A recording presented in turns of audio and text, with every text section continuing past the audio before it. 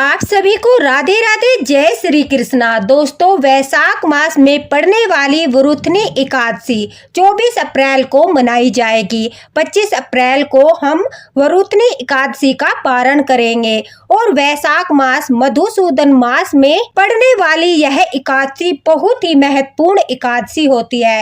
एक तो यह महीना हमारे माधव का है और ऊपर से एकादशी, और इस बार जो है एकादशी पर ब्रह्मा व इंद्र योग का शुभ संयोग बन रहा है, जो काफी समय के बाद बन रहा है। इसलिए इस वर्ष जो है वरुथनी एकादशी का बहुत अधिक महत्व है। इस दिन आप जो भी करते हो उसको आपको बहुत ही दिव्य फल प्राप्त होता है। दोस्तों, वरुथनी एकादशी के दिन अगर आप यह एक काम करते हो जिसके बारे में हम आपको लीला कथा में बताएंगे, तो आपके घर में कभी भी कोई कष्ट नहीं आएगा। साथ ही साथ वरुथनी एकादशी के दिन अगर आप व्रत करते हो या फिर आप व्रत नहीं करते फिर भी इस कार्य को करते हो, तो इसे करने से आपके बच्चे दीर्घायु होते हैं, उनकी उम्र बढ़ती है। अगर आपके बच्चों को कोई भी परेशानी है, किसी प्रकार की कोई समस्या है, तो उनके जीवन से वह समस्याएं हट जाती है, उनके सारे ग्रह दोष दूर हो जाते हैं,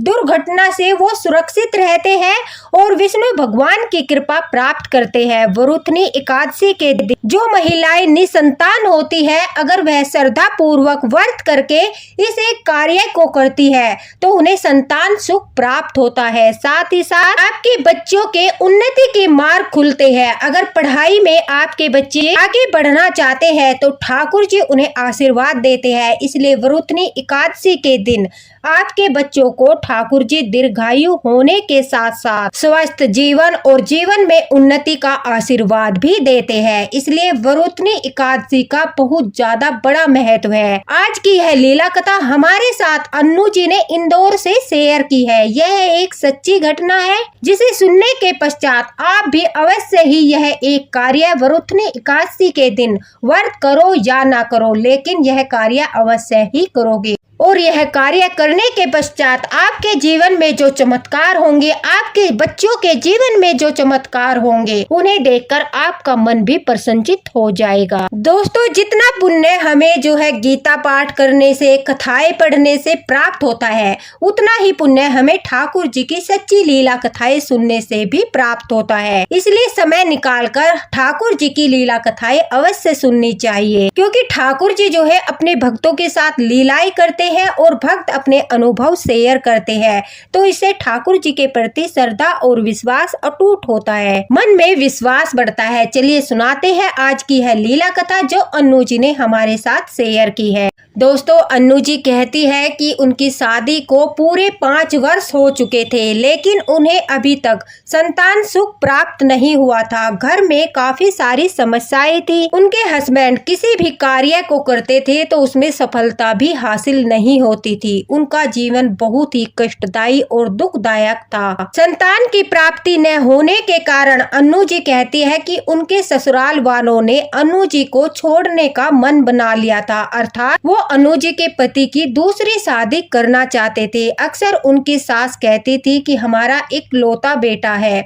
और उसे ही संतान सुख प्राप्त नहीं होगा तो हमारा वंश कैसे चलेगा। आए दिन अन्नू जी को काफी ताने सुनने पड़ते थे। अपने जीवन से वो बहुत दुखी हो चुकी थी। उन्होंने अपना बहुत सारा इलाज कराया, लेकिन फिर भी उनके जीवन का दुर्भाग्य दूर नहीं हो रहा था। अन्नू जी कहती है कई बार उन्होंने गर्भ भी धारण किया, लेकिन उनके बच्चे की मृत्यु या तो गर्भ में ही हो जाती थी या फिर जन्म देने के 28 दिन के पश्चात उनके बच्चे की मृत्यु हो जाती थी। उन्होंने काफी बार इस बारे में डॉक्टर से सलाह ली, अपना इलाज भी कराया, लेकिन हर बार उनके साथ यही दुर्घटना होती थी कि उनके बच्चे की मृत्यु जन्म देने के 28 दिनों के भीतर हो जाती थी। और कभी कभी जब वो गर्भ धारण करती थी तो गर्भ अवस्था के दौरान ही उनका बच्चा बच्चा जो है उनके पेट में ही मर जाता था। इस बात को लेकर उनकी ससुराल वाले उन्हें बहुत ज्यादा दुर्भाग्यशाली मानते थे,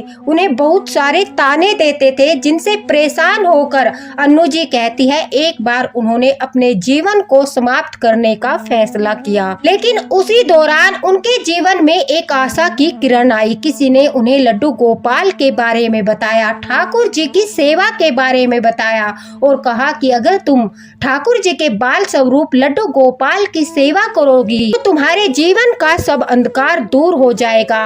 ठाकुर जी तुम्हारे घर में आकर तुम्हारे बच्चों की रक्षा करेंगे, तुम्हें माँ बनने का सौभाग्य भी प्राप्त होगा। उसके पश्चात अन्नू जी कहती है, ठाकुर जी पर विश्वास करते हुए अपने जीवन में एक आशा की किरण को पाकर उन्होंने बाल गोपाल जी की सेवा करना प्रारंभ किया। उन्होंने अपने घर में छोटे से लड्डू गोपाल को विराजित किया। पूरे मन से ठाकुर जी को बेटे के रूप में सेवा करने लगी। दिन रात ठाकुर जी से प्रार्थना करने लगी, हे ठाकुर जी, हे मेरे बाल गोपाल, हे मेरे लड्डू गोपाल, मुझे इन दुनिया के तानों से बचाइए, मुझे भी माँ बनने का सौभाग्य प्रदान कीजिए, मेरे घर में भी आप बच्चे के रूप में जन्म लीजिए। मैंने न जाने कितने पाप किए हैं जिसके कारण दुर्भाग्यवश मुझे बार बार जो है इतनी बड़ी दुर्घटना का सामना करना पड़ता है। मेरा एक भी बच्चा जीवित नहीं रहता। सिर्फ और सिर्फ इस संसार में आप ही मेरी सहायता कर सकते हो, आप ही मेरे बच्चों की रक्षा कर सकते हो। हे माधव, हे लड्डू गोपाल, अपनी कृपा मुझ पर कीजिए। अन्नू जी कहती है कि वो रोजाना ठाकुर जी से प्रार्थना करती थी। प्रार्थना करते करते भावुक हो जाती थी, आंखों से आंसू गिरने लगते थे, क्योंकि वो सचमुच अपने जीवन से बहुत ज्यादा परेशान हो गई थी। दोस्तों, अन्नू जी कहती है कि ठाकुर जी ने एक दिन अन्नू जी की प्रार्थना सुनी। उनके घर पर एक बाबा आए। बाबा जो है भिक्षा मांगने आए थे। उसी समय जब अन्नू जी कहती है कि वो ठाकुर जी की सेवा करके मंदिर से बाहर ही आ रही थी कि उन्हें अपने दरवाजे पर बाबा की आवाज सुनाई दी। अन्नू जी कहती है कि वो बाबा दरवाजे पर जोर जोर से राधे राधे राधे राधे इस तरह से जाप कर रहे थे। सुबह सुबह राधे राधे का उच्चारण सुनकर अन्नू जी कहती है कि मैं दौड़कर दरवाजे पर गई और उन बाबा को जो है दक्षिणा देने लगी। तभी उन बाबा ने आशीर्वाद स्वरूप मुझे कहा कि पुत्रवती भव। यह सुनकर मेरी आंखों में आंसू आ गए। अब बाबा ने जब आंखों में आंसू देखे तो अन्नू जी कहती है उन्होंने मुझसे पूछा कि बेटी इतनी परेशान क्यों हो। तभी अन्नू जी ने उन्हें बताया कि बाबा, मैं किस प्रकार से पुत्रवती भव हो सकती हूँ, क्योंकि मेरी संतान तो जीवित ही नहीं रहती। न जाने कैसा दुर्भाग्य लेकर संसार में आई हूँ। जब भी किसी संतान को जन्म देती हूँ उसकी मृत्यु हो जाती है। मेरा नवजात शिशु मृत्यु को प्राप्त हो जाता है। अन्नू जी कहती है मेरी बातें सुनकर वो बाबा अपना थैला रखकर, जिसमें वो दक्षिणा रख रहे थे, उसे रखकर बैठ गए और उन्होंने कहा कि बेटी घबराओ मत, तुम्हारे मुख से ही पता चल रहा है कि तुम्हारे ऊपर काल सर्प दोष है और तुम्हारी संतान में भी वह काल सर्प दोष होता है, जिसके कारण से ही तेरे संतान की जो है मृत्यु हो जाती है। जब राहु और केतु की स्थिति बनती है, कुंडली में राहु और केतु के बीच सभी ग्रहों के होने से यह काल सर्प दोष बनता है। यह दोष बहुत अशुभ होता है। इसके कारण ही जीवन में अकाल मृत्यु और बहुत सारी समस्याएं आती है। काल सर्प दोष जो होता है वो महिला और उसके बच्चों की मृत्यु का कारण होता है। संतान सुख में बहुत ज्यादा बाधा डालता है। इसलिए जिस महिला पर काल सर्प दोष होता है उसे संतान की प्राप्ति नहीं होती, गर्भपात हो जाता है, बच्चों की मृत्यु हो जाती है, काफी सारी समस्याएं आती है। इसलिए इसका सिर्फ एक ही उपाय है, सिर्फ और सिर्फ ठाकुर जी। ठाकुर जी तुम्हारी रक्षा कर सकते हैं। ठाकुर जी ही तुम्हारे जीवन में खुशियां ला सकते हैं। ठाकुर जी का नाम सुनते ही अन्नू जी कहती है मैंने कहा कि मैं तो बाल गोपाल की सेवा करती हूँ। उन बाबा के चेहरे पर मुस्कुराहट आई और उन्होंने मुझे कहा अरे ठाकुर जी घर में विराजित है, फिर तो वरुथनी एकादशी आने वाली है, उस दिन तुम ठाकुर जी के लिए उपवास रखो। यह वरुथनी एकादशी जो होती है संतान को दीर्घायु प्रदान करती है। ठाकुर जी स्वयं बच्चों को आशीर्वाद देते हैं। तुम्हारे जीवन से सभी समस्याओं का अंत होता है। वरुथनी एकादशी के दिन बड़े बड़े भंडारे किए जाते हैं, दान दक्षिणा दी जाती है, ठाकुर जी के लिए जो है कीर्तन भजन रखाए जाते हैं। उससे ठाकुर जी प्रसन्न होते हैं और प्रसन्न होकर अपने भक्तों को आशीर्वाद देते हैं, उनकी मनोकामनाएं पूरी करते हैं, उनकी संतान को आशीर्वाद देते हैं। यह बात सुनकर अन्नू जी कहती है, बाबा जी अभी घर की आर्थिक स्थिति अच्छी नहीं है, मैं बड़े बड़े भंडारे नहीं करा सकती, न ही कोई भव्य आयोजन रख सकती। कोई ऐसा उपाय बताइए जिससे ठाकुर जी प्रसन्न हो जाए और प्रसन्न होकर मेरे जीवन में भी खुशियां भर दे। अब वह बाबा मुस्कुराए और उन्होंने कहा कि बेटा, वरुथनी एकादशी के दिन अगर तुम मिट्टी के घड़े में जल भरकर दान करती हो तो वह सर्वश्रेष्ठ दान माना जाता है। इस दिन राहगीरों को यानी आने जाने वालों को पानी पिलाओ, उन्हें छटा दो यानी छांव का प्रबंध करो। कहते हैं ऐसा करने से संतान दीर्घायु होती है, उन्हें किसी भी प्रकार की परेशानी नहीं होती। अगर वरुथनी एकादशी के दिन तुम मिट्टी के घड़े में जल भरकर उसमें या तो सिंपल जल, ठंडा जल या फिर तुम शरबत बनाकर राहगीरों को पिलाती हो, जिसमें तुम्हारा कोई भी खर्च नहीं होगा, जिसे तुम आसानी से कर सकती हो, क्योंकि जल दान से बड़ा कोई भी दान नहीं है। गर्मी का मौसम होता है, सभी लोग को प्यास लगती है और ऐसे में उन्हें ठंडा ठंडा जल मिल जाए तो उनकी आत्माएं आशीष देती है, जिसके कारण से तुम्हें फल प्राप्त होगा। इसलिए वरुथनी एकादशी के दिन ठाकुर जी की सेवा करने के पश्चात तुम जो है मिट्टी के घड़ों में जल भरकर राहगीरों को पिलाओ, ठाकुर जी के भक्तों को पिलाओ। तुम जो है शरबत बनाकर बांट सकती हो या फिर तुम अगर तुम्हारी सामर्थ्य नहीं है तो सिर्फ और सिर्फ ठंडा पानी ही पिला सकती हो। ऐसा करने से तुम्हारे जीवन के सभी कष्ट दूर हो जाएंगे। साथ ही साथ अगर तुम पारण के समय एक घड़ा भरकर पंडित जी को दान करती हो या किसी गरीब व्यक्ति को वह पानी का घड़ा दक्षिणा रखकर 10 या 11 रुपए जो भी सामर्थ्य है वो तुम दान कर देती हो तो भी तुम्हारे बच्चे दीर्घायु होंगे। तुम्हारे बच्चों के जीवन में आने वाले सभी संकट दूर हो जाएंगे, तुम्हारे बच्चों की उन्नति के मार्ग खुलेंगे। वरुथनी एकादशी के दिन सूर्य उदय से पहले उठकर स्नान करना, स्नान करने के बाद ठाकुर जी की सेवा करना, ठाकुर जी को स्नान कराना, अपने पूरे घर में ठाकुर जी का स्नान जल छिड़कना, गंगा जल छिड़कना, फिर व्रत करना और दान का संकल्प लेना। उसके पश्चात तुम मिट्टी के घड़े में पानी भरकर उन्हें भी दान कर सकती हो या फिर मिट्टी के घड़ों में पानी भरकर राहगीरों को पानी पिला सकती हो। और याद रहे, जो मिट्टी का घड़ा तुम भरकर रखोगी उसमें कुछ सिक्के अवश्य ही डालना और लाल रंग के कपड़े से उन घड़े के मुख को पहन देना। फिर भगवान विष्णु की पूजा जब करो यानी लड्डू गोपाल की जब पूजा करो, वहां पर एक घड़ा भरकर उसमें सिक्के डालकर लाल कपड़े से उसका मुख बांधकर ठाकुर जी को अवश्य ही अर्पण करना। वही घड़ा जो है तुम पारण के समय किसी भी गरीब इंसान को दान कर सकती हो। अपनी सामर्थ्य के अनुसार तुम उस पर दक्षिणा भी रख सकती हो। ऐसा करने से ठाकुर जी बहुत अधिक प्रसन्न होंगे और तुम्हारे जीवन में जो खालीपन है वो भर जाएगा और तुम्हारे बच्चे दीर्घायु होंगे। जो राजा महाराजा होते थे वो अपने समय पर सोना, चांदी, हाथी, घोड़े दान करते थे, बड़े बड़े प्याऊ लगवाते थे, कुएं खुदवाते थे, जगह जगह नल लगवाते थे। जिस भी राजा को संतान नहीं होती थी, संतान प्राप्ति के लिए वो वरुथनी एकादशी के दिन बहुत ज्यादा दान पुण्य करते थे, जिसके प्रभाव से उन्हें संतान की प्राप्ति होती थी और उनकी संतान दीर्घायु होकर बहुत ही ज्यादा तेजस्वी और गुणों से परिपूर्ण होती थी। कहते हैं वरुथनी एकादशी के दिन अगर हम जल का दान करते हैं दोस्तों, वह बहुत सारे कन्यादान से भी ज्यादा फल देता है। कहते हैं इस संसार में कन्यादान से बड़ा कोई दान नहीं है। लेकिन वरुथनी एकादशी के दिन अगर हम जल का दान करते हैं यानी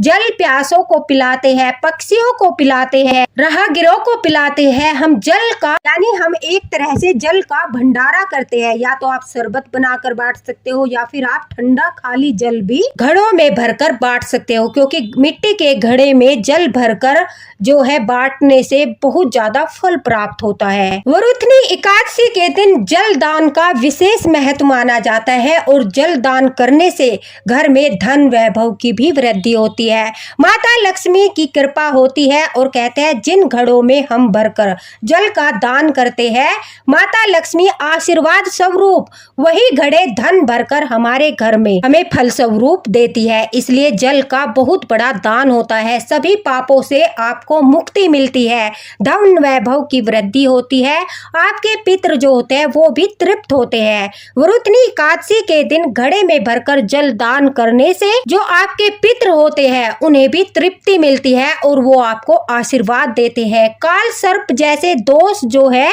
दूर हो जाते हैं। इसलिए वरुथनी एकादशी के दिन व्रत करते हुए आप जो है अवश्य ही जल का दान करें, पापों से मुक्ति पाए, शुभ फल प्राप्त करें और बहुत सारे देवी देवता पितरों का आशीर्वाद प्राप्त करें। यह सारी बातें सुनकर अन्नू जी के चेहरे पर मुस्कुराहट आ गई। वह कहती है कि 2-3 दिन के बाद ही वरुथनी एकादशी थी। पूरे नियम के अनुसार बाबा के कहे अनुसार उन्होंने वरुथनी एकादशी के दिन ब्रह्म मुहूर्त में उठकर स्नान किया, ठाकुर जी के सामने एक जल का घड़ा समर्पित किया, उसमें सिक्के डाले, लाल कपड़े से उसे बांधकर ठाकुर जी के पास रख दिया। उसके पश्चात उन्होंने राहगीरों को जल प्रदान किया यानी जल पिलाया। वह कहती है उन्होंने कई सारे 8-10 घड़ों की मिट्टी के घड़ों की व्यवस्था की जो काफी महंगे नहीं थे। बहुत कम कीमत में उन्होंने घड़ों की व्यवस्था की, उनमें जल भरा और राहगीरों को पानी पिलाना शुरू किया। ठाकुर जी की सेवा करने के पश्चात उन्होंने 3-4 घंटे तक जलदान किया। उसके पश्चात अगले दिन जब उन्होंने पारण किया, जो ठाकुर जी के पास घड़ा रखा था उस घड़े को उन्होंने दोस्तों जो है एक गरीब मैया को दान कर दिया। उस पर उन्होंने 11 रुपए रखकर दक्षिणा रखकर मैया को दिए। वो बहुत खुश हो गए और उन्होंने अन्नू जी को जो है आशीर्वाद दिया। अन्नू जी कहती है कि सचमुच मुझे विश्वास नहीं होता, वरुथनी एकादशी का इस तरह से नियम पालन करने से और जलदान करने से, ठाकुर जी की सेवा करने से, व्रत करने से मुझे संतान सुख प्राप्त हुआ। इस बार भी मैं घबरा रही थी कि हर बार की तरह क्या इस बार भी मेरा दुर्भाग्य मुझसे मेरी संतान छीन लेगा, लेकिन इस बार ठाकुर जी मेरे साथ थे, उनका आशीर्वाद मेरे साथ था। मैंने एक पुत्र को जन्म दिया, मेरा पुत्र सचमुच दीर्घायु हुआ। अन्नू जी कहती है आज मेरा बेटा 5 वर्ष का है और उसमें सच पूछो तो 5 वर्ष में ही इतने सारे गुण हैं जिन्हें देखकर मैं प्रसन्न हो जाती हूँ। वह ठाकुर जी को बहुत मानता है। जब भी मैं सेवा करती हूँ, पूजा करती हूँ, वो दौड़ कर आता है और ठाकुर जी के लड्डू गोपाल के पास बैठकर मेरे साथ उनकी भक्ति करता है। इतनी छोटी सी उम्र में उसके मन में ठाकुर जी के प्रति इतना प्रेम, श्रद्धा और भाव देखकर मेरी आंखों में आंसू आ जाते हैं। सचमुच वरुथनी एकादशी बहुत फलदायी एकादशी है और सभी एकादशियों का अपना अपना महत्व है। अगर हम लड्डू गोपाल की सेवा करते हैं तो अन्नू जी कहती है हमें उनकी एकादशियां अवश्य ही करनी चाहिए। वरुथनी एकादशी के दिन हमें सब कुछ प्राप्त हो सकता है, हमारी सारी मनोकामनाएं जो है वो पूरी हो सकती है। बस हमें श्रद्धा और विश्वास के साथ सब कुछ करना है। और जिस घर में लड्डू गोपाल होते हैं वो किसी न किसी माध्यम से देख लेना अवश्य ही मार्गदर्शन करते हैं। अन्नू जी कहती है कि उन बाबा का अचानक से मेरे घर पर आना और इतना सारा मार्गदर्शन करना ये सिर्फ मेरे बाल गोपाल की ही लीला थी और इस लीला पर वही भक्त विश्वास कर सकते हैं जो लड्डू गोपाल की लीलाओं पर विश्वास करते हैं। अन्यथा बाबा बहुत लोगों के घर जाते थे, भिक्षा मांगते थे, लेकिन उस दिन उन्होंने मेरा जो मार्गदर्शन किया वो स्वयं ठाकुर जी की इच्छा ही थी। अन्नू जी कहती है कि मैं यह लीला कथा इसलिए शेयर करना चाहती हूँ ताकि सभी भक्त ठाकुर जी की वरुथनी एकादशी मनाकर फल प्राप्त करें। दोस्तों वरुथनी एकादशी बहुत फलदायी एकादशी है। इस दिन आप भी जो है ब्रह्म मुहूर्त में उठकर स्नान कीजिए। अगर आप ब्रह्म मुहूर्त में नहीं उठ सकते तो आप 7-7:30 बजे तक उठ जाइए, ठाकुर जी को भी स्नान कराइए। उनके स्नान की विधि भी मैं आपको बताऊंगी कि किस प्रकार से स्नान कराना है और उसके पश्चात आप जो है ठाकुर जी की सेवा करके वरुथनी एकादशी के दिन जल दान अवश्य ही करे, घड़े का दान अवश्य ही करे। आपको भी बहुत सारा फल प्राप्त होगा। आपका जो बेटा बेटी, आपकी जो भी संतान है, उन्हें ठाकुर जी दीर्घायु का आशीर्वाद देंगे। अगर वो किसी बीमारी से जूझ रहे हैं तो उन्हें स्वास्थ्य प्रदान करेंगे। अगर वो किसी क्षेत्र में आगे जाना चाहते हैं तो उन्हें उन्नति प्रदान करेंगे। अगर वो शिक्षा में आगे बढ़ना चाहते हैं तो उनका मार्गदर्शन करेंगे। हर तरह से आपके बच्चों को आशीर्वाद देंगे, क्योंकि वरुथनी एकादशी का जो फल होता है वो धन वैभव की वृद्धि और संतान के सुख समृद्धि के लिए ही किया जाता है। इस लीला कथा के माध्यम से और अनु जी के माध्यम से ठाकुर जी ने बहुत ही सुंदर मार्गदर्शन किया है और काफी लोग जो है, कम से कम 90% लोग तो इस रहस्य के बारे में नहीं जानते थे, जिसके बारे में ठाकुर जी ने आज मार्गदर्शन किया है। इसलिए दोस्तों, आपसे हाथ जोड़कर विनम्र निवेदन है कि आप इस लीला कथा को ज्यादा से ज्यादा शेयर करो और आप भी इसका फल प्राप्त करो। जितने भक्त जागरूक होंगे उतना ही फल आपको भी प्राप्त होगा। साथ ही साथ लड्डू गोपाल की कृपा आप पर बनी रहे। इसी के साथ राधे राधे, हरे कृष्णा। दोस्तों, वीडियो को शेयर करना मत भूलना और लाइक भी करना। दोस्तों, अगर आपका कोई भी क्वेश्चन है तो आप कमेंट बॉक्स में पूछ सकते हो, आपको रिप्लाई अवश्य ही मिलेगा। इसी के साथ राधे राधे, हरे कृष्णा। मिलते हैं अगले वीडियो में अगले मार्गदर्शन के साथ। तब तक लड्डू गोपाल की कृपा आप पर बनी रहे। राधे राधे।